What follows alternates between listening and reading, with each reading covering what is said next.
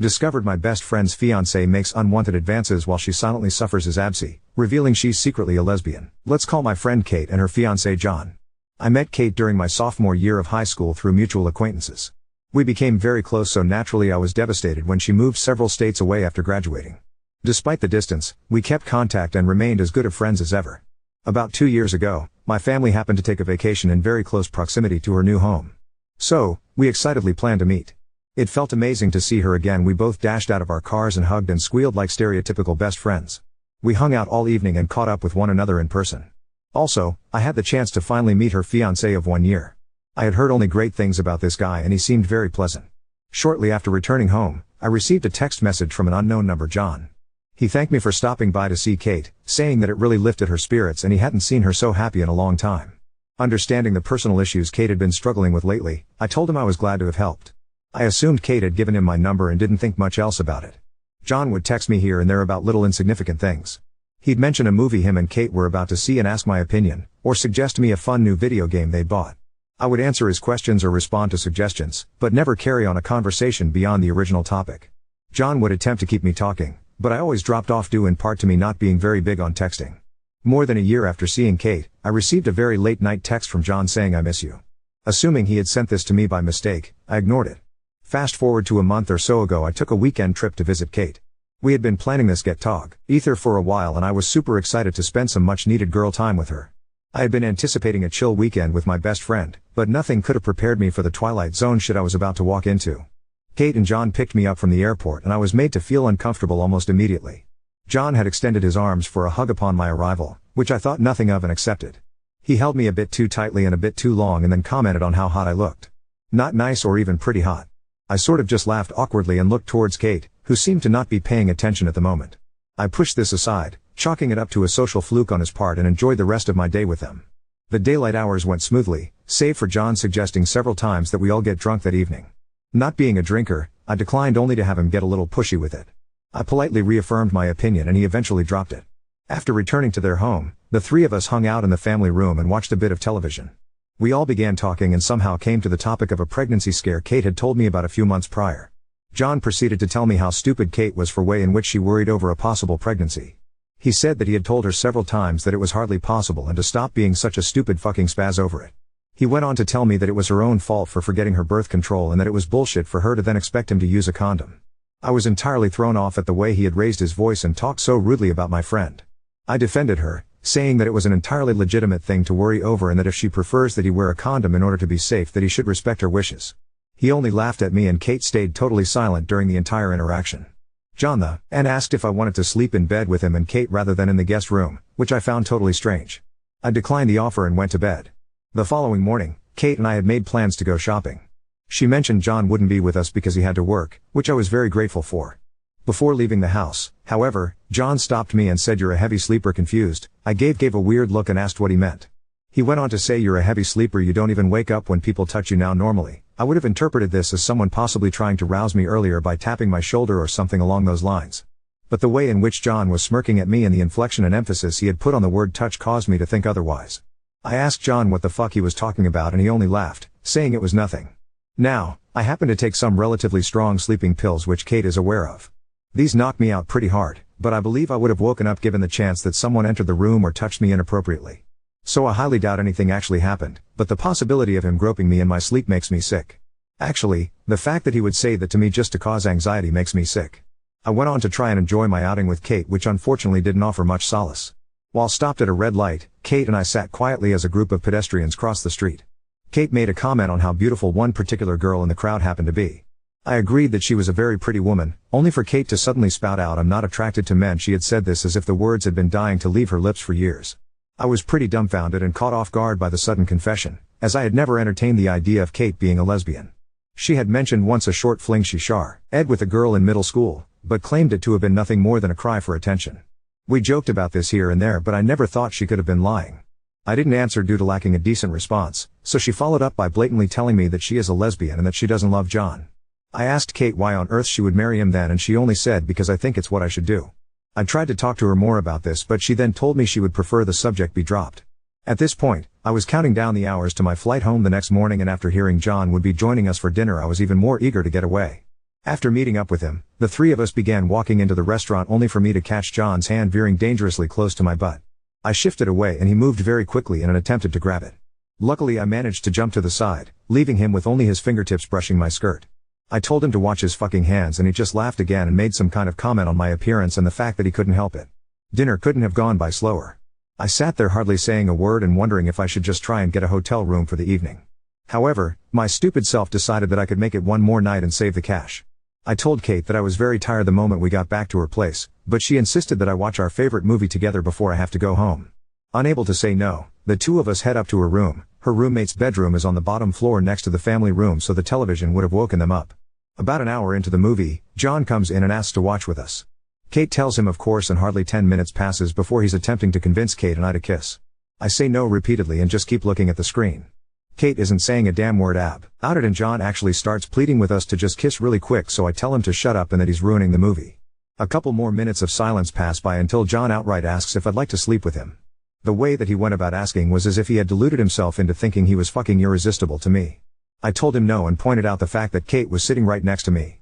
I looked at her, expecting some kind of response, but it was obvious that she'd totally spaced out at this point. John informed me that Kate was fine with sharing him. He continued to badger me and insisted that I show him some appreciation for allowing me to stay in his home. I looked at Kate and asked her, how the fuck are you okay with this? She looked as if she was unable to hear me staring straight ahead with dull eyes. I got up to leave, only for John to attempt to block the door. Mind you, I'm a 5-foot-tall 100-pound girl being physically blocked by a very large man. I tell John firmly to move, only for him to once again say that I owe him. I took my chances and shouldered my way past him. Luckily, he didn't do much but attempt to grab me as I exited the room. I gathered my things quickly and got the hotel room. Kate never even acknowledged what happened. I think she may be suffering from either John's abuse or some kind of mental disorder, which makes me feel bad for being angry with her. But I'm very angry that she sat by and did nothing while her fiancé was so aggressive with me. Kate is aware that I was sexually assaulted in the recent past and therefore am sensitive to such pushy advances. I talk to Kate very sparsely and she doesn't seem to understand why. By coincidence, I happen to have accepted a role in an internship program close to the city she lives in. Within a month, I will be living in very close proximity to both her and John, and I need to figure out what to do.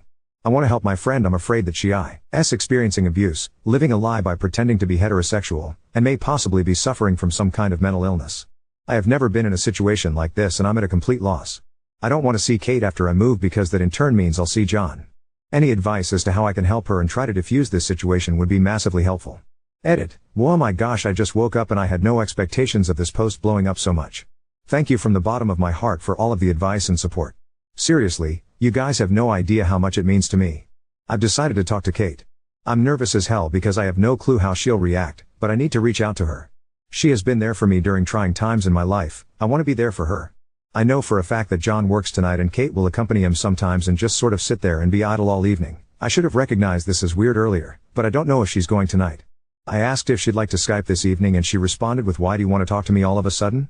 I told her I'd just like to catch up and apologized for being so busy as of late. Haven't received an answer just yet, but I'll try my best to update tonight if we get the chance to talk. Once again, thank you everyone. I'll try to respond to as many comments as possible. I'm not receiving any good advice from those close to me, so this is insanely beneficial. Edit 2, Skyping with Kate tonight. She agreed a lot more excitedly than I had anticipated judging by her preceding texts. We chatted for just a little bit afterward and oddly she brought up the fact that she had recently watched Rush and commented on how hot Chris Hemsworth is. I was a bit thrown off for obvious reasons, given that she had not only confessed to being lesbian but verbatim told me she's not attracted to men. Maybe I'm reading too far into it, so I just agreed that yes, Chris Hemsworth is indeed gifted and told her I couldn't wait to talk tonight. I'm still very nervous. Update 1. I received an invitation to Kate and John's wedding today. It reminded me of this whole thing and more importantly the fact that I never really thanked everyone for all your supportive comments and advice. Thank you very, very much. Plenty of people have been asking for an update, but honestly I became so busy with prepping to move that Reddit was not on my list of priorities. So, on to the update. I went through with the Skype chat as planned. Luckily, I had successfully caught Kay alone. We small talked for hardly a minute because my nerves were buzzing and I wanted to get this over with. I jumped right to it and explained to her why I'd been distancing myself, that John's behavior was seriously concerning. I listed to her the exact events that had made me feel uncomfortable both for her safety and mine. She listened in dead silence, as I'm certain this had not been her expectation for our chat. After I'd finished, I asked why she would want to spend her life with this man, especially since she'd confided in me her sexual orientation. Kate broke down pretty quickly, and to sum it up, she's been in love with me since high school. I can't put into proper words how I feel about this part. Yes, as some of you had suggested, Kate and John had been trying to set up a threesome the entire weekend I was there. I asked her whose idea it had been and she said it was hers, but that John was incredibly excited at the suggestion. She admitted to having planned the entire thing out with John before even inviting me to visit. She said they planned to see if the intimacy would come naturally and then try and initiate if that were not the case. I asked her why she was okay with John acting so coercive and she said he'd promised to make it happen no matter what after I hadn't caught the hint the past 2 nights. She said she felt desperate to be with me intimately and would do anything for that to happen. I asked her even if it meant having to force me and she said maybe so but I would enjoy it eventually? That I would probably have just given in and she could join if John had followed through. Not gonna lie, this made me feel fucking sick but I set those feelings aside and told her very gently that I don't reciprocate her romantic feelings, but I still care for her as a friend. I told her that I feared for her safety and happiness and only wanted to help. Well, that completely flipped a switch. Honestly, I've never seen Kate angry. She's a passive person to a fault but holy shit did she lose it on me. Kate made a total 180 and began making accusations that didn't make sense. That I was trying to steal John away from her and that I can't have him, that his sexual aggression towards me, as well as my past sexual assault, was directly my fault due to how I dress and present myself, that all her insecurities are my fault because she has to put up with John talking about how I look and asking why she can't act more like me. I enjoy doing my makeup and hair, wearing dresses and heels when I go out, while Kate wears only baggy clothing and does nothing to her hair or face. It's always been this way. We just have different styles. Anyhow, she ended her tirade telling me to kill myself, so honestly I hung up after that. I feel as though Kate is dealing with issues that are far out of my league to assist with and I couldn't continue speaking to her. My internship is over now, so I'm home and away from both of them. During my internship, they both attempted to contact me multiple times but I always deleted the messages. Kate simply ignored what had transpired between us and asked why I wouldn't speak to her. Then John made a few jokes about kidnapping me. I only saw the both of them once during my entire internship. I had the chance to attend a large pop culture convention and I was seriously so stoked about it despite having no friends to go with. Luckily, I found a couple girls on Facebook through my internship group page who were also looking for people to go with. I knew for a fact Kate and John would be going, as they attend every year. Plus, the costume I chose to wear was near unmissable, so I was certain they would notice me. But honestly I was not about to let them spoil the event for me and went anyhow. I gave the girls a rundown of the situation and they all assured me they had my backs. Lo and behold, as I'm standing in an autograph line with my friend who hugs me from behind but John. I basically went into spaz mode and flailed until he let go. Dickweed acted confused. Kate was right beside him being quiet. I'd like to say that I told him off like a champ but I didn't. I was scared, honestly, so I just ran. I was wearing massive heels so I had to do that weird crouch move where you're not really running, but more so fast walking like a werewolf. Couple of the girls followed me to make sure I was good. Never saw them again. I know the general consensus was to not cut Kate out of my life but I honestly do not believe either of them are safe to be around. I feel that Kate is dealing with something beyond what I can assist with and my personal safety needs to come first. Obviously I'm not going to the wedding. Now on to second story. Fiancé wants my abseive stepfamily at our wedding for appearances, but I'm torn between caving to pressure or standing my ground. I'm a 30-year-old woman. I have been with my fiancée Sarah for the last 5 years. We are the same age and we met at grad school. When I was 13 my loving dad passed away. He left a decent amount of money for us. My mom within 6 months got engaged to a guy named Bob. Bob had a daughter around my age. My mom married Bob within a year of my dad's passing. Bob really hated me from the start and didn't even try to hide it. He was saying stuff like how my mom should have sent me to a boarding school, how if it wasn't because of my dad's inheritance he wouldn't have me in his house, or I'm a bulldog because I was in our school sport team and very athletic. He multiple times told my mom he doesn't feel safe when his daughter is around me. I wasn't even yet. Used this as a reason to exclude me pretty much from everything. My mom on the other hand was going above and beyond to prove to Bob that she is the new mom for Bob's little princess. They ended up having 3 more kids. Basically I was a roommate who did babysitting for my mom and her new family. I never had a birthday party or a special day. My dad's sister was amazing to me. I was at their place all the time. She and her family had birthday celebrations for me and my mom was making excuses not show up and of course rest of them never showed up. I was really my aunt and uncle's daughter. They were amazing to me. When I left for university I contacted my mom a few times but she was always busy so I just gave up. Here is the issue, Sarah, my fiancée come from a very family-oriented background. Family is everything to her.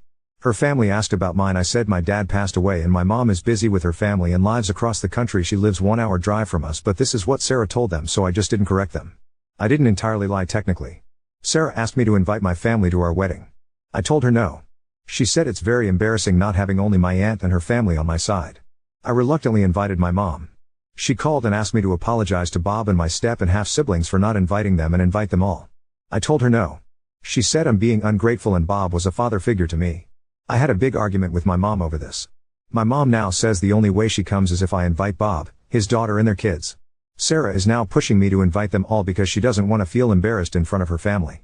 These people never even gave me card or said happy birthday to me, so I see no reason to celebrate my big day with them. I on the other hand don't want to let my fiancé down. I just don't know what to do. Should I swallow my ego and invite my family so my fiancé be happy? I suggested eloping, but Sarah is a firm no. Ada to ruining my fiancé's day by not fulfilling her wish? Update 1. I sat Sarah down last night and explained my reasoning for not inviting my family. She kept saying, that was a long time ago, they might not be the same people anymore. I felt offended and said, how on earth are you lecturing me when you've never even met them? Well, it turned out my mother has been in touch with Sarah. Sarah said they regularly meet for coffee dates and talk. I was about to cry because I was so angry. My mom changed the whole narrative, saying Bob was a father figure, a good, protective dad, and that it was me who didn't love him back because, apparently, it's my thing to play the victim. She claimed my aunt manipulated me and stole me from their family, trying to be a replacement for my mom. According to her, it's all about my mother. I screamed, are you for real? Ask her next time on your coffee dates why I never had a birthday party growing up. Why was there never a gift under the tree for me? Ask Bob if he even knows when my birthday is, since he was such a loving dad. Why did my aunt have to pick me up before Christmas Eve because Bob wanted to spend the holiday with his kids, not with another man's mistake? Sarah basically repeated what my mom has told me my whole life. You just love to make a big deal out of everything, make yourself a victim, and push everyone away. I told her she had no right contacting my mom. She said I was cruel and claimed she was just trying to help me mend my broken relationship. She even called my mom lovely and said Bob has changed a lot. He's now an LGBTQ ally now that his princess is out. I was floored. An ally? Maybe he should st. art by apologizing to me for terrorizing my entire childhood. I told Sarah we are done. I can't do this. Sarah sarcastically said, you just proved your mom's point. Go run to your aunt. Let that old witch run your life. I told her she needs to find a new place ASAP, considering she's not paying rent. I am. She got mad and asked what excuse I was going to make up this time to justify my bullshit trauma. I stopped replying. She went on a tirade, breaking our dinner plates. I didn't care. I texted my aunt, and she asked if I wanted to spend the night at her place. I said I was fine. I'm taking time off from work. I cleaned up the kitchen, which was full of broken dishware, in the morning because I didn't want my cats to accidentally get hurt. Sarah is still sleeping. I'm going to see how I can legally evict her. I'm a complete mess, but I'll talk to my aunt and uncle for help.